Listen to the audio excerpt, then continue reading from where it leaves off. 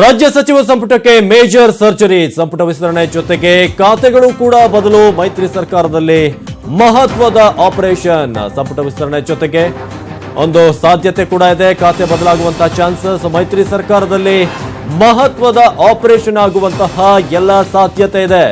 ಇದು news eighteen ನಿಮಗೆ ನೀಡ್ತಿರುವಂತಹ ಒಂದು inside story. Doctor Parameshwar, K J George ಅವರ ಖಾತೆ ಕೂಡ ಬದಲಾಗುವಂತಹ ಸಾಧ್ಯತೆ ಇದೆ. ಅದೇ ರೀತಿಯಾಗಿ ಮಹತ್ವದ ಗೃಹ ಖಾತೆ ಇಲಾಖೆಯ ಮೇಲೆ ಮತ್ತೊಮ್ಮೆ ಕೆಜೆ ಜಾರ್ಜ್ ಅವರು ಕಣ್ಣಿಟ್ಟಿದ್ದಾರೆ ಅಂತ ಹೇಳಲಾಗ್ತಿದೆ. ಹಾಗಾಗಿ ಸಂಪುಟ ವಿಸ್ತರಣೆ ಆಗುವಂತಹ ಎಲ್ಲಾ ಸಾಧ್ಯತೆ, ಅದರಲ್ಲಿ ಮೇಜರ್ ಸರ್ಜರಿ ಆಗುವಂತಹ ಚಾನ್ಸಸ್ ಇದೆ.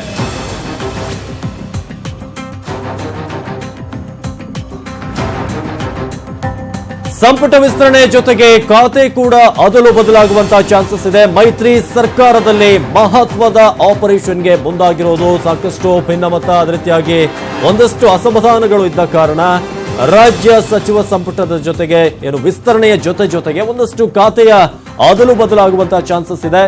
ಮೈತ್ರಿ ಸರ್ಕಾರದಲ್ಲಿ ಬಿಗ್ ಆಪರೇಷನ್ಗೆ ಈಗ ಕೈ ಹಾಕಲಿದ್ದಾರೆ ಅನ್ನೋ ಒಂದು ಮಾಹಿತಿ. Doctor G Parameshwar, K J George ಖಾತೆಯನ್ನ ಬದಲು ಮಾಡಬಹುದು. ಆರ್ ವಿ ದೇಶಪಾಂಡೆ, ಕೃಷ್ಣ ಬೈರೇಗೌಡ ಅವರ ಒಂದು ಖಾತೆಗಳು ಕೂಡ ಎಕ್ಸ್ಚೇಂಜ್ ಆಗುವಂತಹ ಚಾನ್ಸಸ್ ಇದೆ. ಗೃಹ ಖಾತೆಯ ಮೇಲೆ ಕೆಜೆ ಜಾರ್ಜ್ ಇದೀಗ ಮತ್ತೊಮ್ಮೆ ಆ ಒಂದು ಖಾತೆಯನ್ನ ಪಡೆಯೋದಕ್ಕೆ ಕೆಜೆ ಜಾರ್ಜ್ ಅವರು ಮುಂದಾಗಿದ್ದಾರೆ ಅಂತ ಹೇಳಲಾಗ್ತಿದೆ. ಕನ್ನಡ ಮತ್ತು ಸಂಸ್ಕೃತಿ ಇಲಾಖೆ ಸಚಿವೆ ಜಯಮಾಲಾ, ಅರಣ್ಯ ಸಚಿವ ಆರ್ ಶಂಕರ್ ಇಬ್ಬರಿಗೂ ಕೂಡ ಕೋಕ್ ಸಿಗುವಂತಹ ಸಾಧ್ಯತೆ ಇದೆ. ಅರಣ್ಯ ಸಚಿವರ ಒಂದು ಕೆಲಸದ ವಿಚಾರವಾಗಿ ಅಥವಾ ಬೇರೆ ಬೇರೆ ಒಂದು ಡಿಪಾರ್ಟ್ಮೆಂಟ್ಗಳು ಭಾರಿ ಆರೋಪ ಕೂಡ ಕೇಳಿ ಬಂದಿತ್ತು ಅರಣ್ಯ ಸಚಿವರ ಮೇಲೆ. ಅದೇ ರೀತಿಯಾಗಿ ಜಯಮಾಲಾ ಅವರು ಕೂಡ ತಮ್ಮ ಖಾತೆಯನ್ನ ಕಳೆದುಕೊಳ್ಳುವಂತಹ ಚಾನ್ಸಸ್ ಇದೆ. ಹಾಗಾಗಿ ಈ ಒಂದು ಸಂಪುಟ ವಿಸ್ತರಣೆಯನ್ನು ಈಗ ಆಗುತ್ತೆ, ಅದರಲ್ಲಿ ಮೇಜರ್ ಚೇಂಜಸ್ ಆಗುವಂತಹ ಚಾನ್ಸಸ್ ಇದೆ.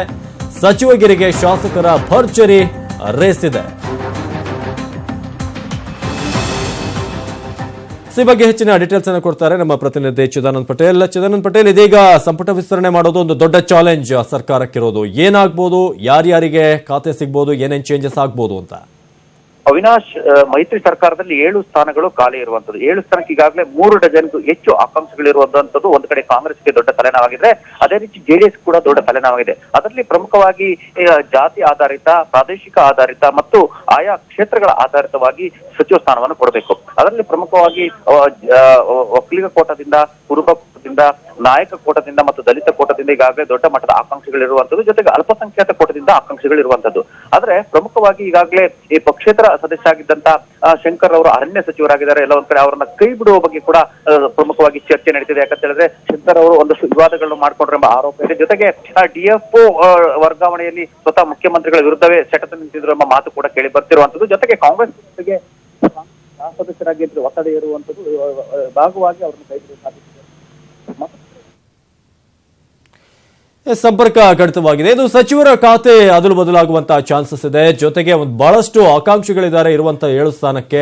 ಯಾರನ್ನ ಒಳ ತರ್ತಾರೆ, ಯಾರು ಹೊರ ಹೋಗ್ತಾರೆ, ಇದು ಬಹಳಷ್ಟು ಕುತೂಹಲ ಮೂಡ್ತಾ ಇದೆ. ದೊಡ್ಡ ಚಾಲೆಂಜ್. ಜೊತೆಗೆ ಸಿದ್ದರಾಮಯ್ಯನವರ ಪಾತ್ರ ಬಹಳ ಮುಖ್ಯವಾಗಿ ಪ್ಲೇ ಆಗುತ್ತೆ ಅನ್ನೋ ಒಂದು ಮಾತು ಕೂಡ ಇದೆ. ಜೊತೆಗೆ ಡಾಕ್ಟರ್ ಜಿ ಪರಮೇಶ್ವರ್ ಮತ್ತು ಕೆಜೆ ಜಾರ್ಜ್ ಅವರ ಒಂದು ಖಾತೆಗಳು ಅದಲು ಬದಲಾಗುವಂತಹ ಚಾನ್ಸಸ್ ಇದೆ. ಎಸ್ ಪಟೇಲ್ ಅವರು ಮತ್ತೆ ಸಂಪರ್ಕಕ್ಕೆ ಸಿಕ್ಕಿದ್ದಾರೆ. ಪಟೇಲ್ ಅವರು ಹೇಳ್ತಾ ಇದ್ರೆ ಹೇಳಿ.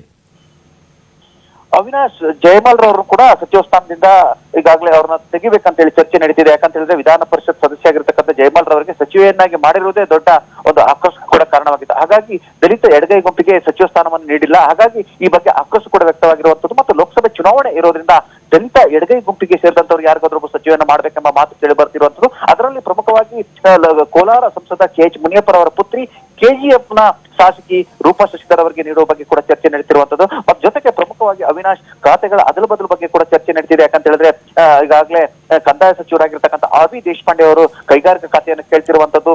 ಜೊತೆಗೆ ಗ್ರಾಮೀಣಾಭಿವೃದ್ಧಿ ಮತ್ತು ಪಂಚಾಯತ್ ರಾಜ್ ಖಾತೆಯನ್ನ ಒಂದು ವೇಳೆ ಎಂ ಬಿ ಪಾಟೀಲ್ ರವರನ್ನ ಸಚಿವರನ್ನಾಗಿ ಮಾಡಿದ್ರೆ ಆ ಖಾತೆಯನ್ನ ಕೃಷ್ಣ ಬೈರೇಗೌಡರಿಂದ ಎಂ ಬಿ ಪಾಟೀಲ್ ಕೊಡುವಂತದ್ದು ಮತ್ತು ಕಂದಾಯ ಖಾತೆಯನ್ನ ಕೃಷ್ಣ ಬೈರೇಗೌಡರಿಗೆ ನೀಡುವಂತ ಬಗ್ಗೆ ಕೂಡ ಚರ್ಚೆ ನಡೆಸಿರುವಂತದ್ದು. ಇದರಲ್ಲಿ ಪ್ರಮುಖವಾಗಿ ಈಗಾಗಲೇ ಡಾಕ್ಟರ್ ಜಿ ಪರಮೇಶ್ವರ್ 2 ಖಾತೆಯನ್ನು ಹೊಂದಿದ್ದಾರೆ ಅವಿನಾಶ್. ಅದರಲ್ಲಿ ಪ್ರಮುಖವಾಗಿ ಬೆಂಗಳೂರು ನಗರಾಭಿವೃದ್ಧಿ ಖಾತೆ ಮತ್ತು ಗೃಹ ಖಾತೆ, ಈ 2 ಖಾತೆಯ ಒಂದು ಖಾತೆಯನ್ನು ಮಾತ್ರ ಅವರು ತೆಗೆದುಕೊಳ್ಳಲು ತೀರ್ಮಾನ ತೆಗೆದುಕೊಂಡಿದ್ದಾರೆ. ಅದರಲ್ಲಿ ಪ್ರಮುಖವಾಗಿ ಬೆಂಗಳೂರು ನಗರಾಭಿವೃದ್ಧಿ ಖಾತೆಯತ್ತ ಪರಮೇಶ್ವರ್ ಹೆಚ್ಚು ಒಲವು ಇರುವುದರಿಂದ ಗೃಹ ಖಾತೆಯನ್ನು ಬಿಟ್ಟುಕೊಡಲು ಸಿದ್ಧರಾಗಿದ್ದಾರೆ. ಆದ್ರೆ ಗೃಹ ಖಾತೆಯನ್ನು ಬಿಟ್ಟುಕೊಟ್ರೆ ಕೆಜೆ ಜಾರ್ಜ್ ಕೊಡುವ ಸಾಧ್ಯತೆ ಇದೆ ಅಂತ ಹೇಳಲಾಗ್ತಿದೆ ಅವಿನಾಶ್.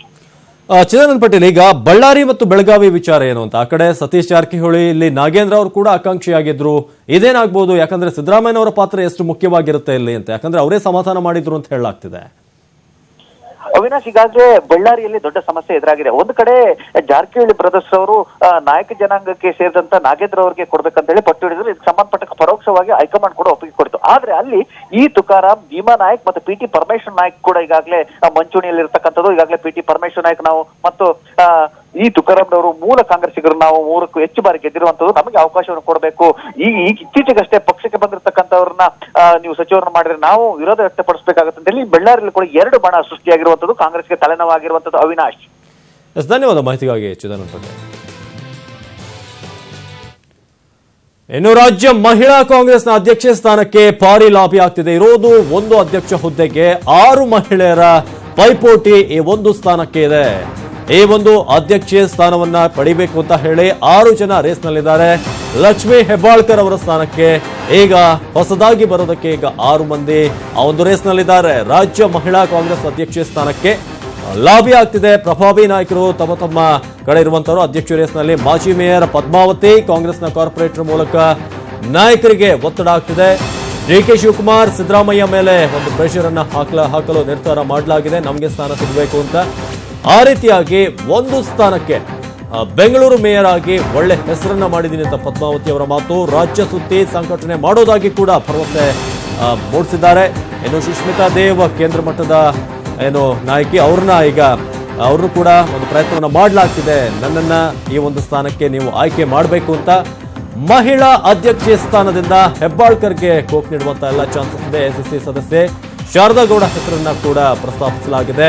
ಹಿರಿಯ ಕಾಂಗ್ರೆಸ್ಸಿಗ ಗುಲಾಂ ನಬಿ ಆಜಾದ್ ಅವರು ಕೂಡ ಈಗ ಅವರ ಮೂಲಕ ಒತ್ತಡ ಹಾಕುವಂತಹ ಚಾನ್ಸಸ್ ಇದೆ. ಹಾಗಾಗಿ ಲಕ್ಷ್ಮೀ ಹೆಬ್ಬಾಳ್ಕರ್ ಅವರು ಇರುವಂತಹ ಕಾಂಗ್ರೆಸ್ನ ಅಧ್ಯಕ್ಷೆ ಸ್ಥಾನಕ್ಕೆ, ಮಹಿಳಾ ಅಧ್ಯಕ್ಷೆ, ರಾಜ್ಯಾಧ್ಯಕ್ಷೆ ಸ್ಥಾನಕ್ಕೆ ಈಗ ಬಹಳಷ್ಟು ಒಂದು ಪೈಪೋಟಿ ಆಗ್ತಾ ಇದೆ. 6 ಮಹಿಳೆಯರು ಈ ಒಂದು ಪೈಪೋಟಿಯಲ್ಲಿದ್ದಾರೆ. ಅದರಲ್ಲಿ ಪ್ರಮುಖವಾಗಿ ಮಾಜಿ ಮೇಯರ್ ಪದ್ಮಾವತಿ ಅವರು ಕೂಡ ಈ ಒಂದು ರೇಸ್ನಲ್ಲಿ ಮುಂಚೂಣಿಯಲ್ಲಿದ್ದಾರೆ. ಜೊತೆಗೆ ಪ್ರಭಾವಿ ನಾಯಕರ ಮೂಲಕ ಪ್ರೆಷರ್ ಅನ್ನು ಹಾಕಿಸೋದಕ್ಕೆ ಅವರು ಮುಂದಾಗಿದ್ದಾರೆ.